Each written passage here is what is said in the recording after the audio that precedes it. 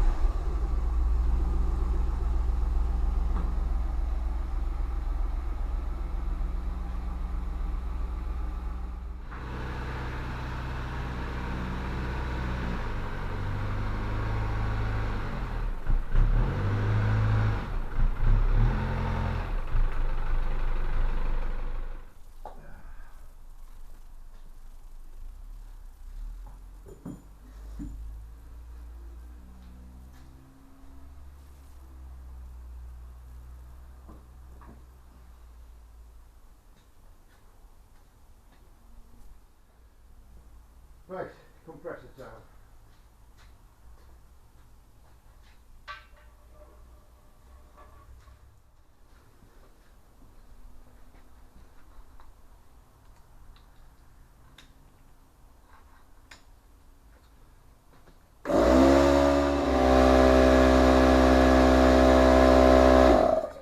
So, for those of you who are unaware, this is the power steering cylinder here. Okay, now, the other thing is I've jacked the front of the car up, and I've not done that because I need to take the wheels off. I've done that because that's what it tells me to do on here, flushing the power steering system. Raise the front end of the vehicle so that the ground wheels are free to turn. Okay, so that's what I've done. So let's go check that they're free to turn. I've got a chock under the back wheel for safety, and the steering is free to turn. So we're on.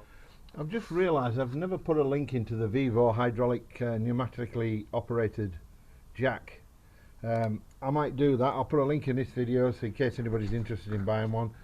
Cost $100, lifts 20 ton, way over the top for the Jackaroo, but I'm happy that it can lift the whole entire car without an issue. Better to go over the top than be just on, I reckon. Anyway, let's get on. We've jacked it up so the wheels are free so they can turn. What we need to do now is we need to find, it says start the engine, let it run for a few seconds. Well, I've just moved it into the garage, so I've had the engine running for a few seconds. Do not turn the steering wheel, then turn the engine off. Add fluid if necessary, so we'll go and check that now.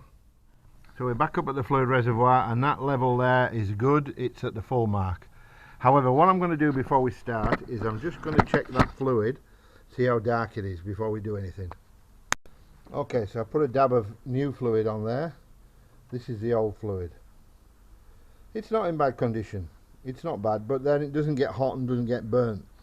So, but I'm going to change it anyway because I don't think it's ever been changed. It's a good idea to get yourself one of these. I struggle to reach under the bonnet as it is, and now I've jacked the car up, it's even worse. Anyway, so what it says I've got to do next, I've run the car. It says remove the fluid return line at the reservoir inlet connector and position the line towards a large container to catch the draining fluid. It's going to be one of those two down there, and they've got clips on them. And then I've got to plug the connector. Alright, so I'm just snipping that zip tie that's holding that pipe there, so I'll just move that back up there. I might unzip it off there as well. Okay, the zip tie's in the bin, and we'll disconnect this pipe here. Okay, I think it's all good. Right, it's holding that out of the way as well. Right, now we can get into the connectors down here. I've just been looked at the Trooper manual to find that one of them goes to the pressure side and the pump, and the one coming out the back of the pump, at the top of the pump, is the return. So I'm going to have to go underneath and have a look, so bear with me. I thought I'd give you a quick rundown of the system as it is under here. So basically what you have is, you'll see a knuckle joint up there. That is your steering column. It goes into this device here. This is your steering box. I presume the pump's attached to it somewhere. And then there's a rack and pinion system. It goes down to what this arm here, which is called the pitman arm. That is bolted to your steering shaft, and at the end there you've got a ball joint and a piece in the middle. That's your track rod and your track rod ends. If you remember last week I lubricated that one, but this one needs lubricating as well, so I'll do that today. This goes over here, and this is what's called an idler arm. This idler arm here is, and then you've got your other side track arm. So the bit in the middle there is the bit that they adjust in and out. There's a left hand and a right hand thread on both ends, and they adjust this one way, and it either moves the wheel in or out, and that's how they adjust your track, your toe in or your toe out on your steering. This arm here is what moves. Attached to this, it moves the steering left and to the right, and then that hex-headed screw in there, if you can see it, is the steering stop. That arm hits against that and it won't go any further. And if you look at this side, you'll find something very similar just up in there. Look, see, you've got another hex head.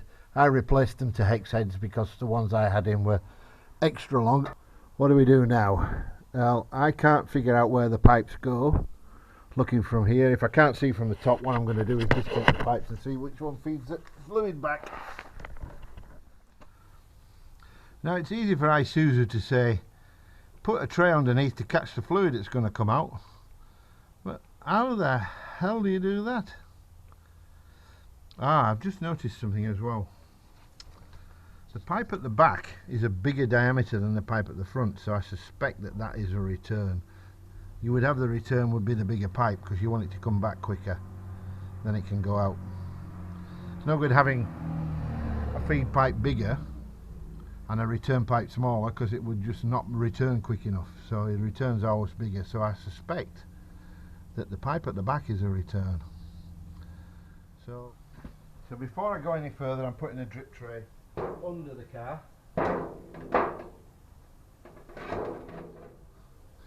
Yeah, I've put a drip tray below just in case. Now we're going to use a pair of these to try and release this clip. Whether that's going to work or not, I don't know. That's what we needed. We've shifted it a bit now.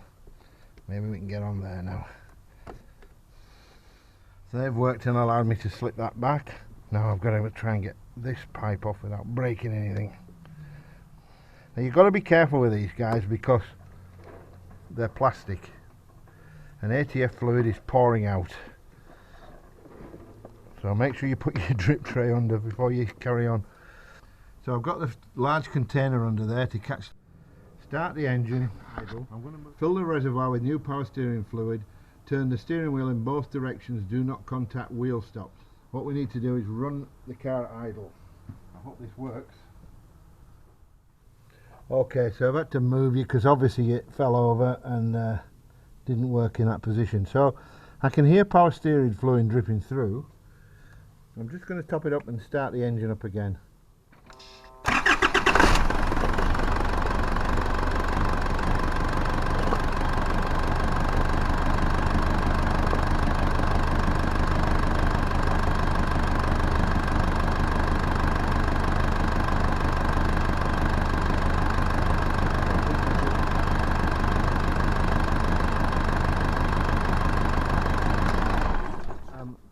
My drip tray at the bottom's pretty full, so what I'm going to do is I'm going to refit this drain hose back on. If I can find it, it's disappeared. There it is. And then we'll clean up a bit.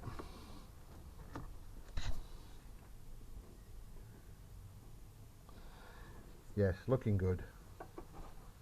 I'll show you in a second once I get the brake cleaner in there. Better get a full tin. Well, a tin with a reasonable amount in to spray down there. Alright, so first of all, before we spray any brake cleaner, we need to top up the brake fluid.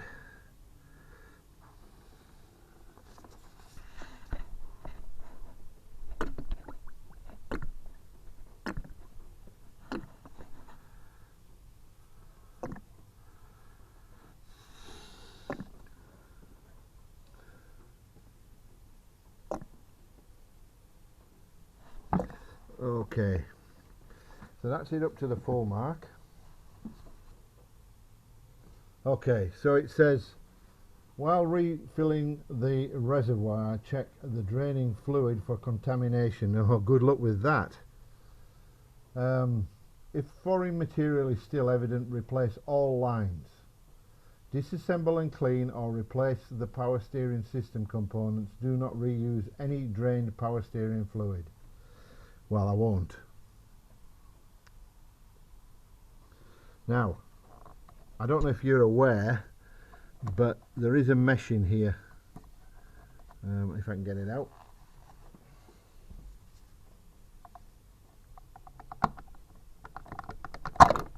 There we go. So, as you can see, the power steering fluid mesh is in here. And it sits in the fluid at the bottom. So I'm going to take it out and I'm going to give it a good clean.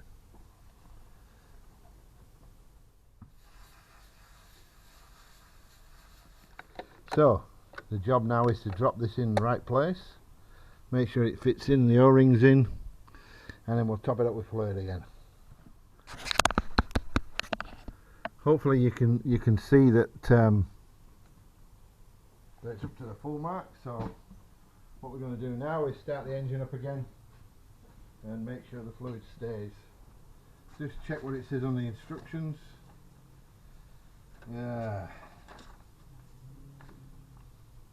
Install all the lines and hoses, fill the system with new power steering fluid and bleed the system as described in bleeding the power steering system.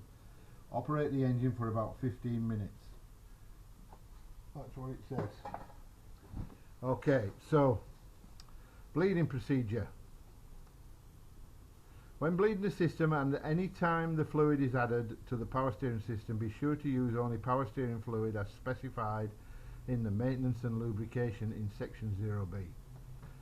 Fill the pump fluid reservoir to the proper level and let the fluid settle for at least 2 minutes. Okay, so we'll do that. And there is life full of unanswered questions. A bit like, what did we ever do without mobile phones? How did we ever talk to each other? We just get on with things, you know. And what did we ever do before brake cleaner?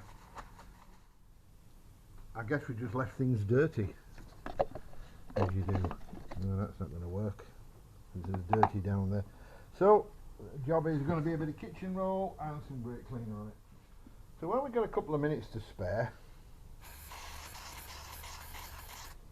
I want to tell you a story about a YouTube video I saw fairly recently.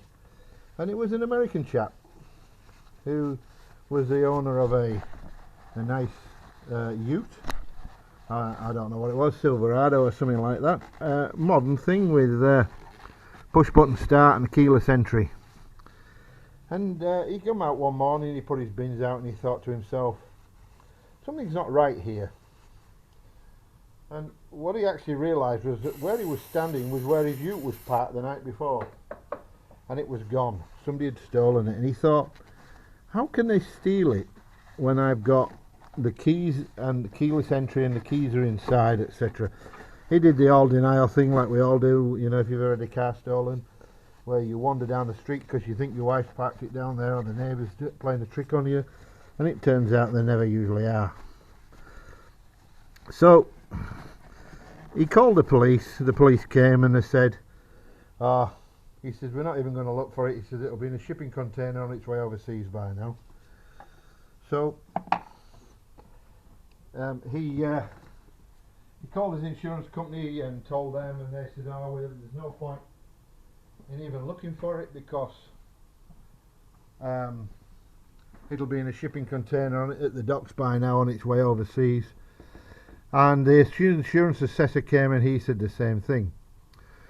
So the insurance company bought him a new vehicle. It was only a new vehicle, 6 months old, 3 months old, something like that. And he thought nothing more of it. And then out of the blue got a phone call from the police. He says, we've found your car. It's in a shipping container at the docks. He says, but unfortunately it's it's part of a major investigation, so obviously they were trying to catch these people. And he said, you can't have it back. And he says, it's alright, it's been replaced by the insurance company anyway. So he did some inquiries into how the thieves had managed to get his car started without the key and the keyless entry, etc. And it turns out that they can actually get access to it. They used to, in the olden days, have to stand at your door with a couple of aerials and try and get close to the key, so that because the key, and I've got one here and I'll show you what I mean. The key gives off RS signals constantly, and that's when you walk up to your car and you can press the button because the car's already connected to the key, because the key is transmitting constantly. Even when it's sitting in your room upstairs or at the side of your bed, the key is continuously transmitting the code. And they can read this code these days from about 35 meters away. So they just sit outside your house in a car, copy the code, go to the car, unlock the car, and of course with the code the car will start, and they drive it away and they've stolen it. So he thought to himself, well, how can I stop that happening again in the future? And he looked around and he found there was a thing called a Faraday pouch. Now, if you've never heard of a Faraday pouch, this is a Faraday pouch, right? And what the idea is that I'll lift you up a bit so you can see. The idea is that you put your key inside the Faraday pouch and you zip it, and then they can't read it.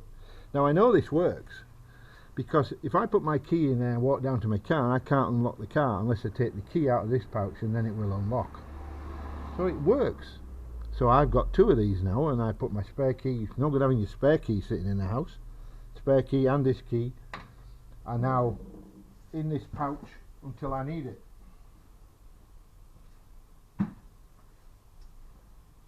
And the reason I've done that is because my car is now a stealable car, because of its being a Holden and a V8. It's a stealable car. It's worth $80,000. So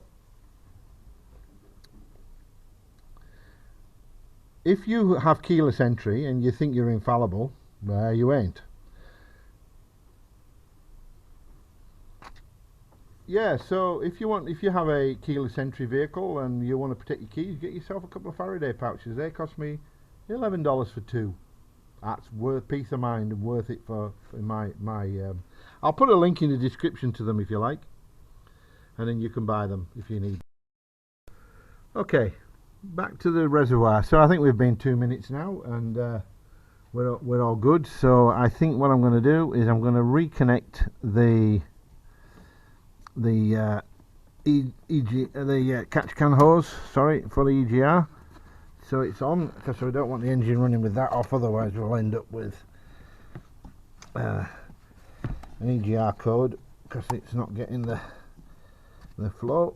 So we've got that in, just bear with me while I nip that up. Right, so let's just attach the pipe back onto this hose. Just don't want it to get ripped off by anything, that's all. So that's the only reason I'm doing it. Not too tight, don't need to be tight. Clip that off, and then just another one up here just to hold it against this air conditioning pipe.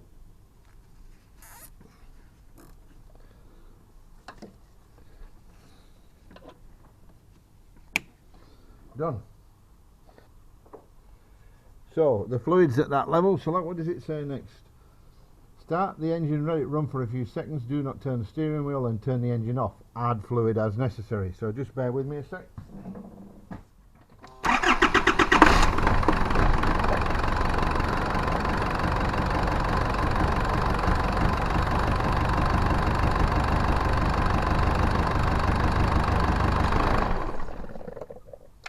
Do we need to add fluid? Oh, we do.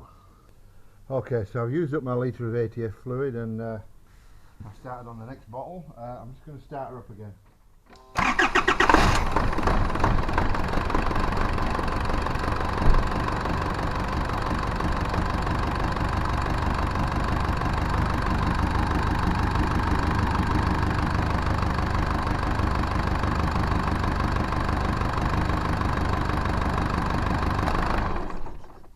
Technical data says to keep topping it up, and then run the engine for a few seconds without turning the steering until the fluid level has dropped.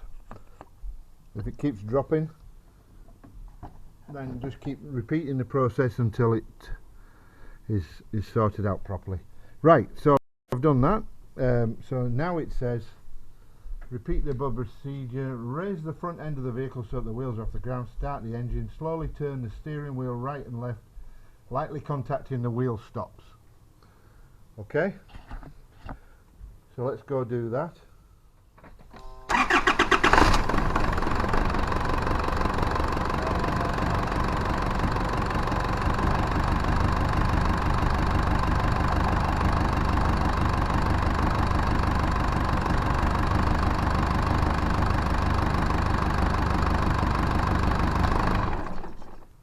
Check the fluid again, and it's not bad. So we're at the max line and it hasn't moved. So what we've got to do now is we've got to drop the car back down. So what I'm going to do for this is I'm going to put this lid back on, and I'm going to spray brake cleaner down into the engine bay.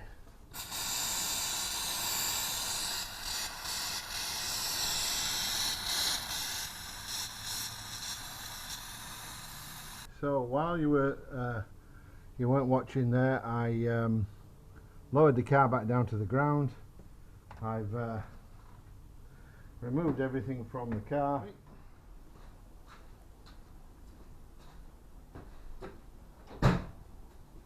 Okay, so what we're going to do now,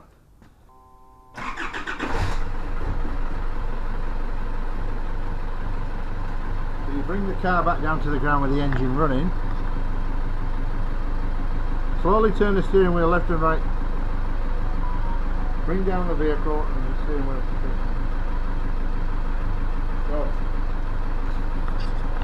So we've got to turn the steering wheel Just bear with me while I turn the radio off. We don't want to copyright strike for music. Right. So what we have to do, we have to bring down the vehicle, set the steering wheel at the straight forward position after turning it to its full steer positions 2 or 3 times, and stop the engine. Check the fluid level and refill as required. If the fluid is extremely foamy, allow the vehicle to stand a few minutes and then repeat the above procedure. So I'll stick you up the back here while I do this.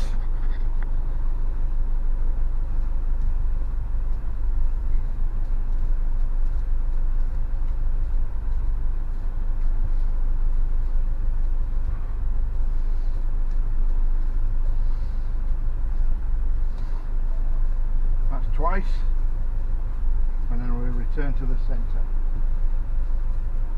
like so. We'll turn it off. I don't know what's gone wrong with this, but suddenly it's not connected to any of the tyre pressure sensors. I hope it's nothing to do with the batteries. We'll see how we go. It might come back when we go outside. Right, I'm just going to check the fluid level. I won't be a minute. Fluid isn't foamy, and it's right on the full mark. It hasn't gone down anymore, so I think the job is done. And that concludes the power steering system flush plus the bleeding procedure for the power steering system. And any questions, just ask them in the comments. I'll see you. I'll put a little bit of an ending onto this with a few comments about bits and pieces, and then hopefully I shall see you out there. Hi everyone, this is the ending of the video. I had a look on the Amazon website. I couldn't find the Vivo jack. There's another jack, it's identical but a different colour and about 4 times the price, and as much in delivery as the cost of the jack I purchased. So what I'm going to do is I'm going to put the link to eBay on the end of the video. I'm also going to link to the Faraday pouches, so just in case anybody wants one. Alright, thank you very much, and I'll see you out there. Thanks for watching. Don't forget to like the video. And don't forget to subscribe.